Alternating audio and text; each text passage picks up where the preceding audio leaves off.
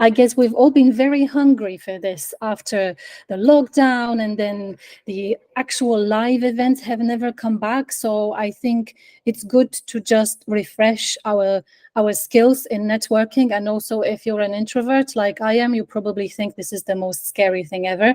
So I hope that Margo is going to make it very, very easy for us. So Margo, over to you.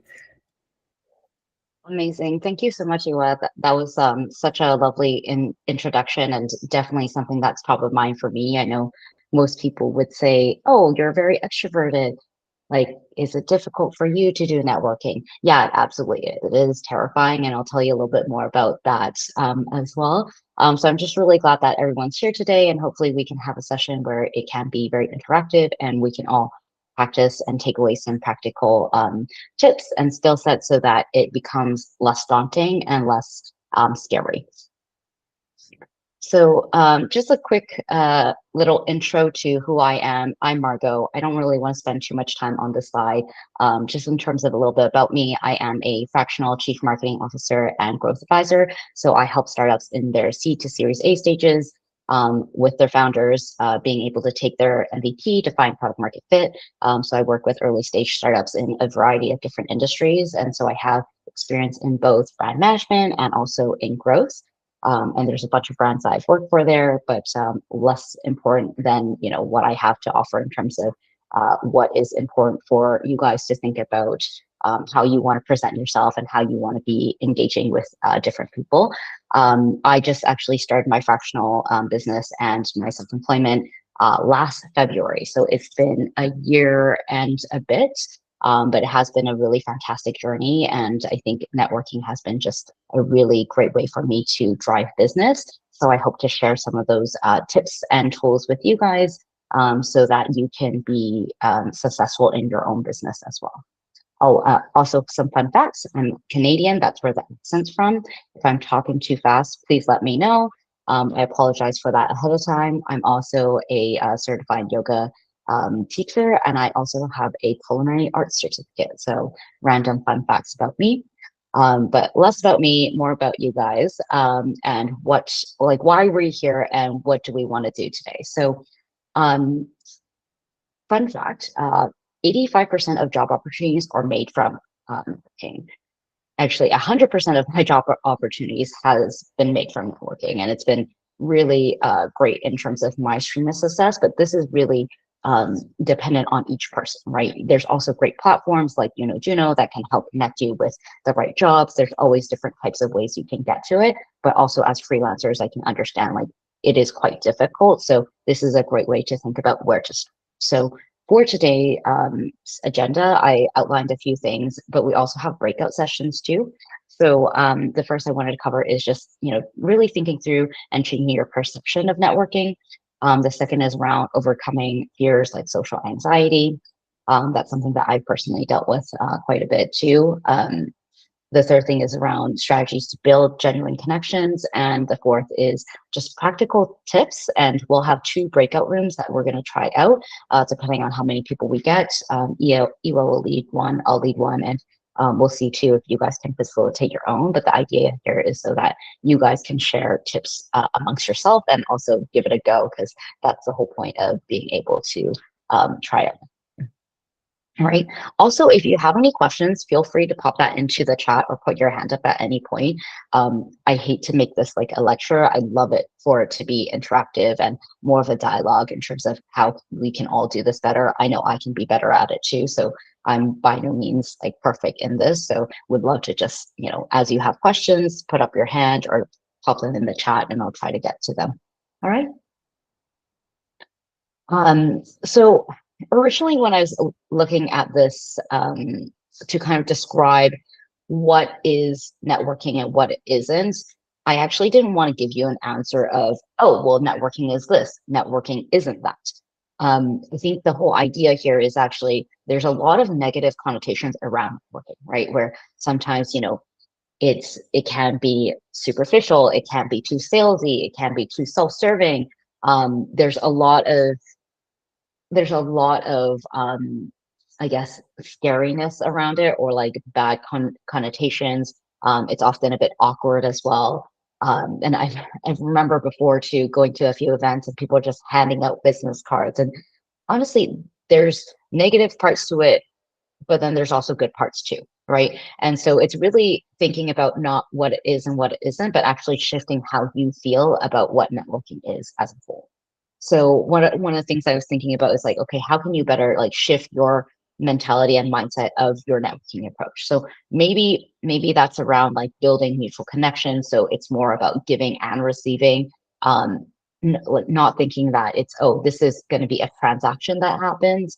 Understanding what value it adds to others and what value it adds to yourself, and then just being real, right? I think if I had not done so much networking, which scares me in the first place, I would have, not had the opportunity to meet a lot of great friends who are also freelancers and been able to build, genuine connections and a network of people that I could be like, oh, if I have this question, I know that, they're probably in the same boat and be able to ask, right? So I think it's really about shifting the emotions that you have and your thoughts around what is scary about networking now and why I don't do it, to then, okay, well, what is the value and what are the good things I actually can get from it? So again, it's completely up to you how you view networking. I used to think about it as like something that was, only sleazy salespeople do, but like now I'm like, oh, well, I go to these events so that I could potentially meet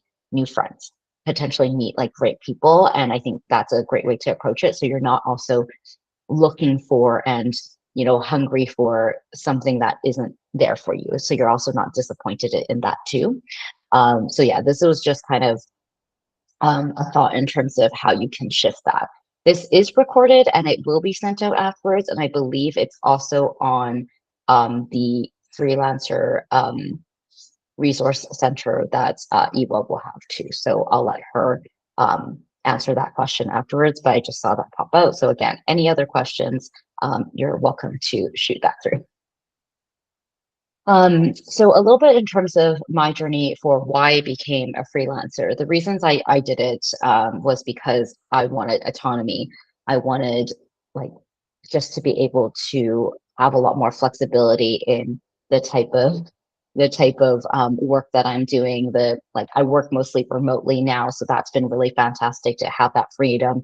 Last year, I also planned 2 of my own weddings, and so you know it's a lot of work. So I picked being a freelancer so I can get that. I also love the financial freedom that I can get because I can contract out my day rates higher. There's a lot of reasons there, and the choice is really around choosing um, to be able to work with the right type of people, the kind people, and the right type of business that really interests me.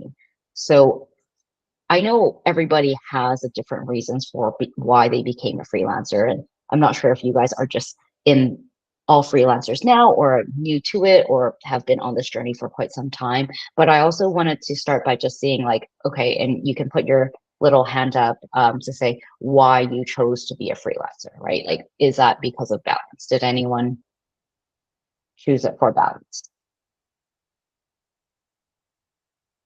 Yes. You can put your hand up, thumbs up. Yep. Awesome. Anyone for the challenge of it? Maybe a few there. Independence, definitely love that. Um, then there's also the lifestyle, being able to either work a ton or work not a lot.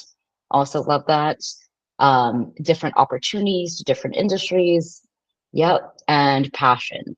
Uh, I think I'm very passionate about helping people, not necessarily passionate about being a freelancer, but I think all that, um, like thinking through why you became a freelancer in the first place can really help you think about, well, why would you need to network? Why would you need to build relationships? Why do you need to put yourself out there and be vulnerable in the first place? That's why I wanted to just have a discussion too, and have an understanding where you guys are coming from and why you did it. Because getting to the root cause and understanding, okay, well, this is, and remembering the passion of why will help drive you forward to help you overcome some of these fears. Thank you everyone for sharing. It was really fantastic. And then in terms of biggest fears, Now, this is the part about networking as a whole, where, like, let's see a show of hands. Who has a fear of rejection? Who has some social anxiety? Um, Feeling inauthentic, lack of confidence, imposter syndrome, definitely. And finally, time management.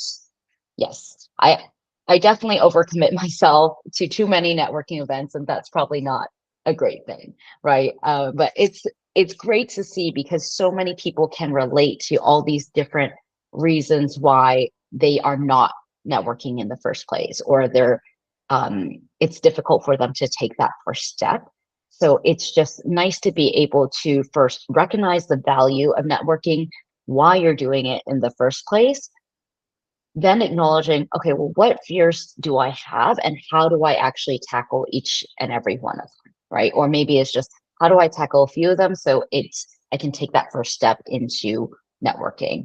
And then the next thing is around like reframing what you see networking as, like not as something negative, but like, okay, maybe it can be a chance for me to build new relationships, create new friendships. And then finally, it's really about iterating, having a growth mindset, like taking everything as a learning opportunity so that you can have the right tools in your toolkit. So it's that safety net that you can fall back on. And I'll have a few different practical tips and some some things I found along the way that I'm like, oh, this is my little toolkit. So it helps shield me or protect me or arm me with the fact that, like, oh, right, I need to go talk to all these people that I don't know.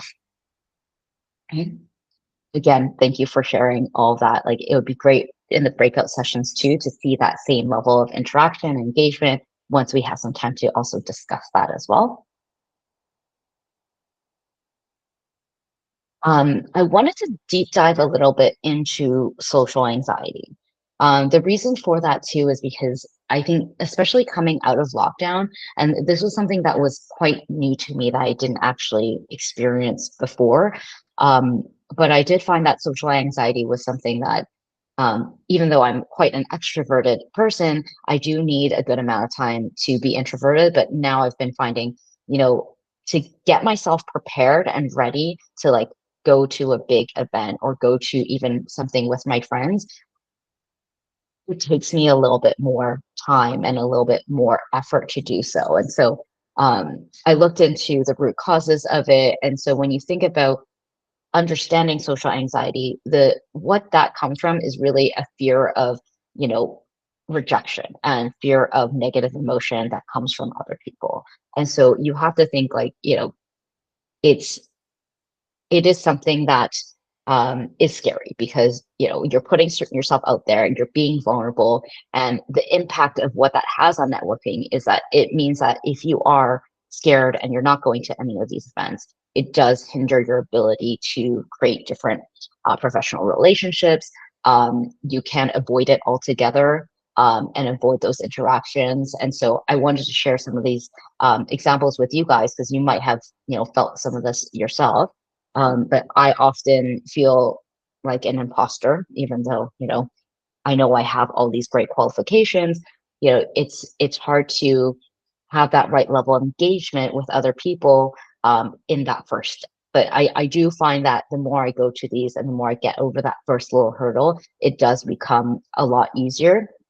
And then sometimes too, I find myself in a professional setting, like holding back on things that, you know, I want to say or can add value to the conversation, because there is a fear of rejection. So this isn't something that is new, but I wanted to give you guys more of an understanding of it, so it can help you be able to tackle it one by one.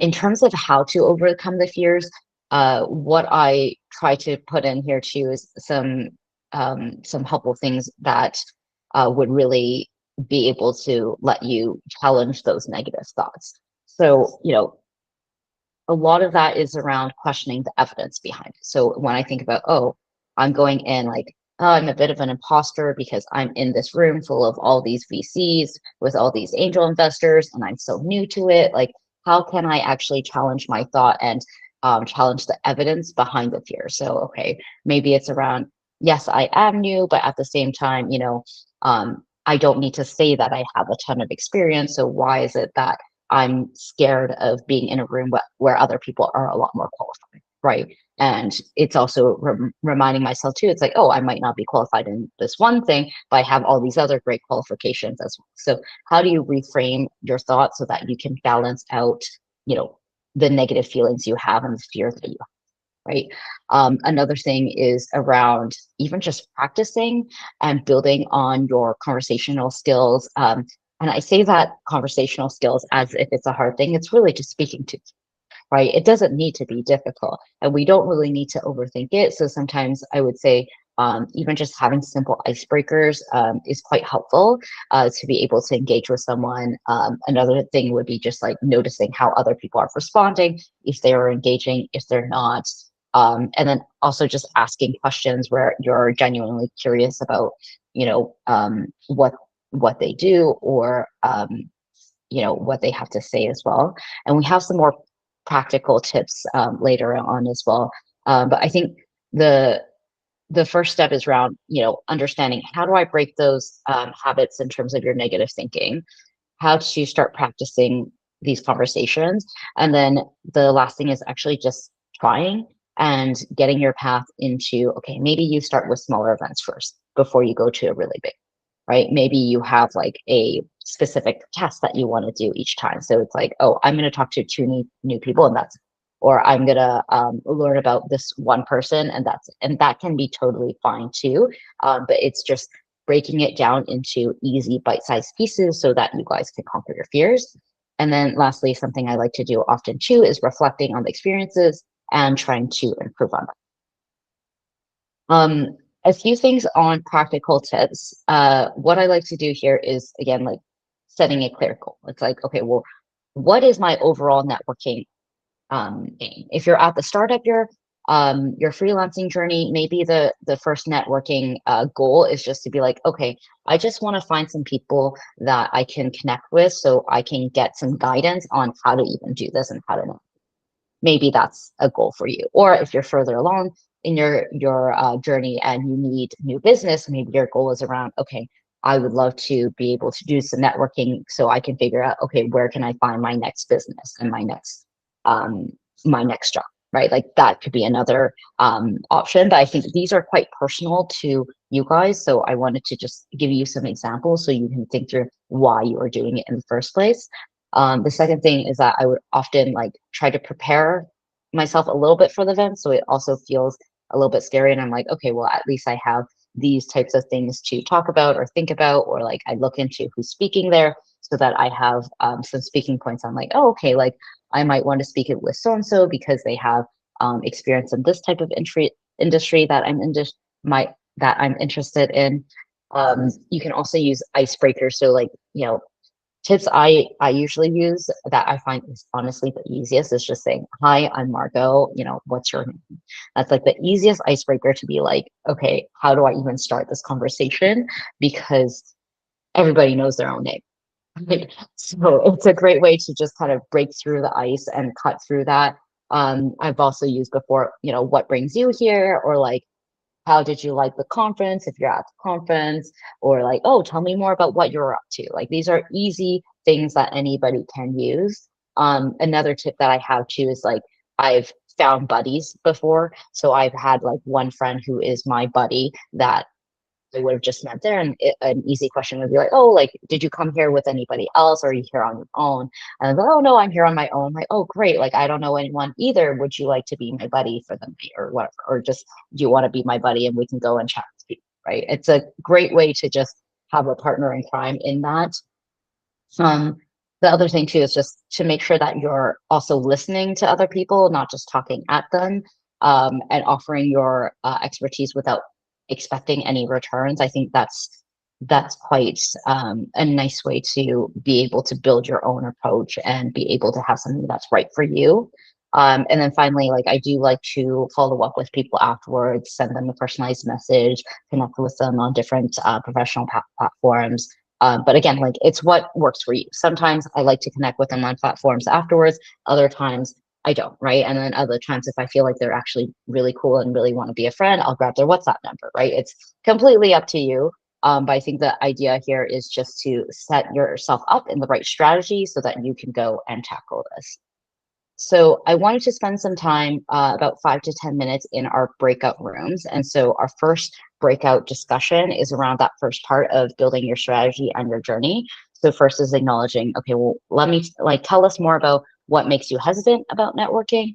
And then the second thing is, what would be your current networking goal? Like, I'd love for you guys to discuss that in different groups so you guys can get through that first little hurdle and break it up, so that you can discuss with each other to share tips, share learnings. Because I'm not perfect and I don't know every single tip that's out there. So this is a great way for you guys to learn. So Ewa is going to split us up into breakout rooms. The two questions you have to answer is what are you hesitant about networking on? And then the second thing is, what are your goals? Yeah. For the next breakout session, I am really hoping not to say as many things. So I'm very happy for you guys just to talk through, and I will in the background. But there's one more thing I wanted to share in terms of, and this came up in our breakout session, where how do we be more authentic and how do we try to build more genuine connections? I think this is really about not trying to be anybody else. Like you want to be able to find something that works well for you, that's right in terms of how you are yourself and showcasing your unique personality. Like what works for me might not work for you, which is also why I'm like, oh, let's do breakout rooms so that we can all talk about what works for one another. So maybe from there, you'll either find something that does work or doesn't work for you, right? And the next thing is really just listening and showing interest in others. I think, it's a great way to be able to build on each other's thoughts and continue the conversations. Third thing is around finding common ground or shared interests, right? I think that's kind of also why in the beginning, I'm like, oh, I also am a yoga teacher or certified yoga teacher, and I have a culinary arts certificate. I know food is something that many people can relate to. So where can you find common grounds and shared interests with different people? Like if you know they're a freelancer, that's an easy way to connect. If you know they're, if they play a certain sport, that's another way to be able to connect with people. And I think usually, like, I have this approach where I'm trying to just offer value and support as a whole, because you never know when somebody might help you back. But like honestly, like we've all been there before. We know how hard it is. So oftentimes I like to just be able to help somebody because I've been there before. Right. And so that's a good way to be true to you and be authentic to others. And finally, building a sense of community is really fantastic too. I know I see some familiar faces and names here, which is great because we've been able to build a community as well. But most importantly, like, be kind first to yourself, so then you can be kind to others. And I think that is like my most important takeaway on how to be authentic is be yourself and be kind, right? Like it's very difficult to make connections when you are a mean person, right? And it's not that you are a mean person, it's maybe you had a bad day, but also just communicate that, right? And share that, or just let people know too. It's like, oh, by the way, I'm a little nervous about this. I'm not a big networking fan. That's also a great way to just show people who you are, right? I think that's a fantastic way to be able to connect with one another by being vulnerable to them. The last breakout session that I had for today was around how do you think we incorporate authenticity into your day-to-day interactions and your networking interactions? What additional tips do you have that you can share with the group? I'd like to kind of sit this one out and be quiet in the background while you guys can be able to explain and talk through some of the things that you've tried in the past or seen other people do well.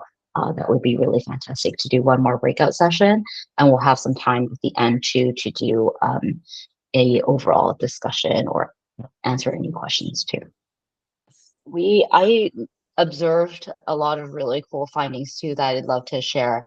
And I know Farouk was in the tube and he was actually about to say something, and then we broke out of the group. I don't know if he's still in the group, but yeah, if we do want to spend a little bit more time to share a few last things, we definitely can. And because really after this, I have a recap slide, and then I just wanted to spend some time to kind of tackle any other questions. So, Farouk, if you're still there and uh, wanted to share, you can.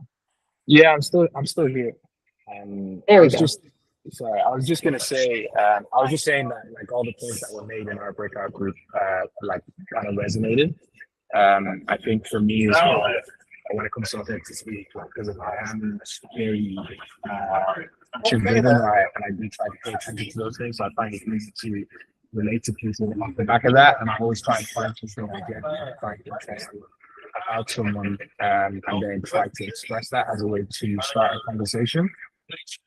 Sometimes it works, sometimes it doesn't work. But I don't know, I think it's a good starting point.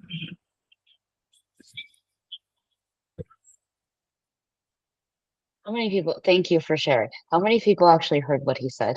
It's okay if we didn't, we'll take that as a follow-up when he's out of the tube. And because I wanted to hear that.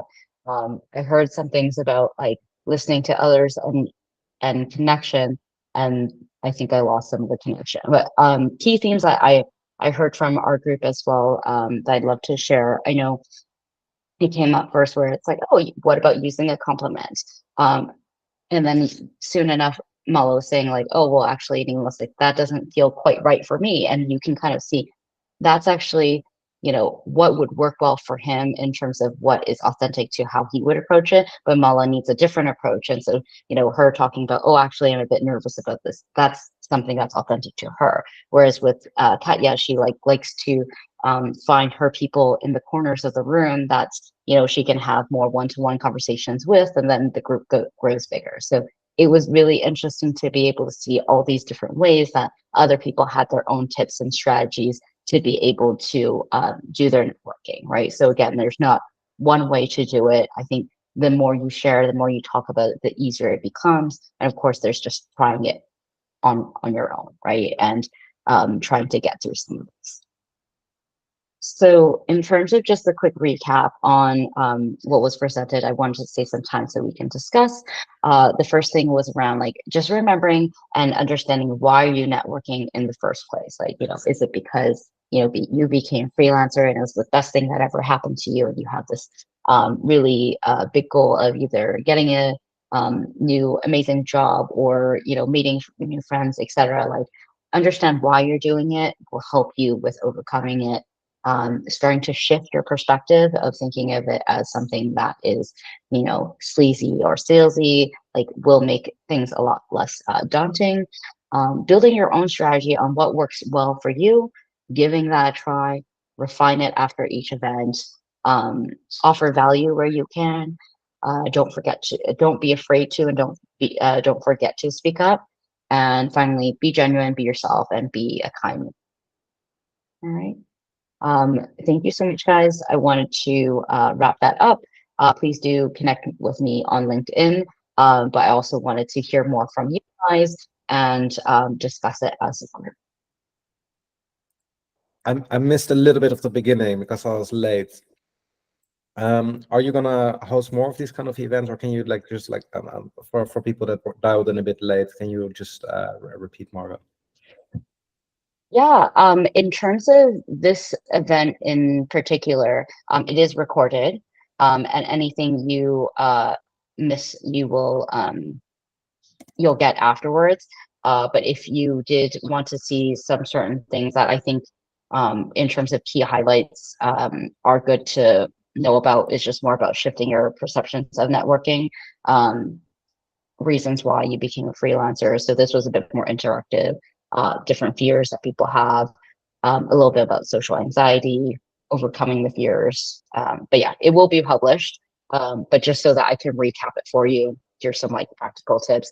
I think the biggest takeaways is probably the strategy in terms of how you build your own networking strategy, like do things that's easy for you and right for you. I think that's something that I've learned over time. It's like, okay, well, sometimes I just try to hit, there are times where I hit as many as I can that I thought was right. And then now I'm like, there's too many, my energy levels are low, work is too busy, etc. So like it has to be right for you. So yeah, like I think that is just how I would say over time it evolves, and you want to find different ways to think about it. Rohit is wondering, where are the best places to go to find events? You're in the UK and in the creative industry. So I think it depends on your industry and your location. So I'm based in London. I have a few different networks I have. One that I saw Pablo was here too. I'm in a Reforged community. So that's where it was a online course that I took that then there was a bit of a community behind that. So we actually created meetups and I volunteered to run those. So then it made it easy because, you know, I'm the volunteer and I'm the event owner. So I can be like, oh yes, hi, I'm Margo, nice to meet you. And it was a great way to bring people to me and make it easier to have easy way to networking that was on a daily basis, right? In terms of the industry specific, I'm not necessarily in the creative industry itself, but I feel like maybe some of the people who are in this group and a part of the Juno community might have some insights on that. There's also ones you can find on Eventbrite, meetups, etc. I think oftentimes what I did in the beginning was just like, once I met a few friends that I really liked and I thought I really admired them, I'd ask them, it's like, oh, where do you usually go? So then I get an understanding of where people are. And same with like conferences. Like I don't know about too many conferences either, but sometimes I'll join one or two because my friends. So it depends on how far you want to go with that in terms of events to go to. John says, I'm currently networking a lot in the hope of trying to find new clients. Any tips on how to find the right events or any ways to make things more targeted? Seems like a lot of it relies on serendipity, which is fine, but hard to predict.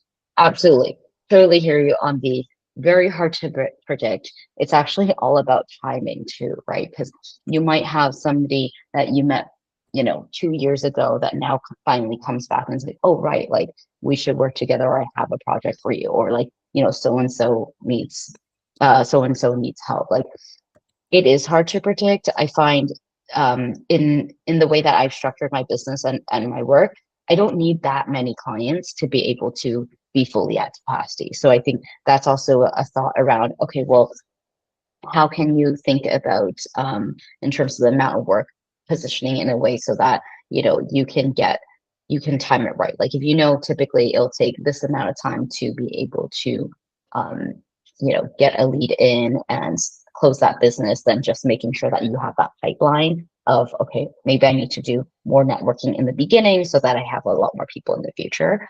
I think also what helps too is just generally when you go to these events, just stating that you're a freelancer and what you do, because then at least you'll be top of mind for in the future. Because I've had people in the past, like I've met them at a previous event and like, oh yeah, actually we do need someone in like one of my recent clients was a friend who was like, oh, do you know any product marketing managers? And I went back to him like, I don't know any product managers who are looking for jobs right now, but actually, I'm a fractional CMO, so maybe we should have a chat. And he connected me with the CEO, and then we got talking, right? So like, I think sometimes it's a little bit about the right events, and it's more about the right time, right? But I would say it's so hard to predict the right time. So, I just try to be open about what I'm doing, communicate that more, talk to different people that I think would be the right fit for that. And that's a fantastic way to do it. You also have some suggestions too with Sarah is saying the Eric app is great. I haven't heard of that. It's cool. Everybody else, where do you guys go? Any other tips from the group? Share your secrets, please. I can share one tip regarding Meetup, which Margo mentioned. What I noticed from my work as a community manager for various organizations is that meetup.com is great for this, but I suggest that you use Google search in order to find the meetup you like rather than native meetup search, because it is not so good. So you'd be surprised by how much you can find by putting something like motion designers meetup Glasgow in Google, while you won't be able to find it in actual meetup.com search. It's just there's something slightly off there, but there are really good events in really different locations. So try that.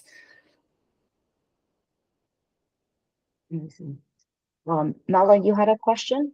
It was really just to share an experience, because more recently I've felt the need to network a lot more, because what I'd like to try and do, aside from being a freelancer, is just have a few direct clients. And in the past, I've been along to business networking meetings in my area, and they've been awful because, you know, they have these like 1 minute stand up. There's a big table of everyone in a room, and everyone's got a minute to stand up and say a little bit about themselves. And it's coming round to me, and I'm getting more and more nervous, even though I've got planned what I'm going to say. And then it just all comes out in about 5 seconds, and I just sit back down, and everyone's kind of, you know, looking as though to say, oh, is that it? So what I decided to do is find a creative network in my area, which is near Farnham. And it was just a network of artists and everyone in the creative industry, and not necessarily design, so artists, photographers, whatever. And I just felt like it might be quite nice to go along and meet like-minded people and practice a little bit, because you're just chatting about, you're not trying to get any work off them, not really. It's more about creating friendships, and I thought that would be a good place to start. So I've started to get to know people, and now I just need to push that safety zone out a bit to meet people within other businesses, which would ultimately help, you know, me show up as what I do, and maybe make people remember me, and eventually approach for, you know, those direct client contacts. So that's my approach at the minute. I love that. I think there's a really good point there too, in terms of thinking about quality over quantity, because I do feel like I've done a few of those, you know, speed dating type things before. One time we went to in Toronto, my friends and I went to a speed dating thing for fun. It was the most awful experience. I would never recommend that to people, because you just get like a split second to even, you know who they are and whatnot. And I think it's just not enough time to really get to know someone. At the same time, some people are really good at it and they really enjoy it, so that's totally fine too. But maybe something for that is like, oh, for the people you really click with, or the people you want to get to know more, get their contact details, get their LinkedIn, so you can connect with them afterwards and you can have follow-up discussions about that, right? That's really great. And I saw one more comment here. Katya mentioned become a mentor, being tied to a bigger group. Yeah, that's great. ADP list, who's your mama, burning the gap. Cool. Those are new ones I'll have to check out at some point too. I think, yeah, there's for growth networking, I've heard of growth mentors as another one, or like that one where I think people can book in a free mentor, and then there's free mentorships too. I know a few people who do that. I'm not in it personally, but yeah, there's, I'm sure, tons of different networks out there where people are just keen to look for other people to chat to and share experiences with, right? And there's the whole Slack channel on Juno as well. There's all sorts of different tech communities that I've seen. Well, thank you, everyone. Would love to stay connected. I really appreciate your time on this really hot, sunny day. And hope you guys have the best success in your networking and your new adventures. Thank you so much, Margo. It's been great. And thank you all to all the attendees who contributed to the chat and with your tips, and hope to see you soon on Thursday, actually. It's our next event. So see you there.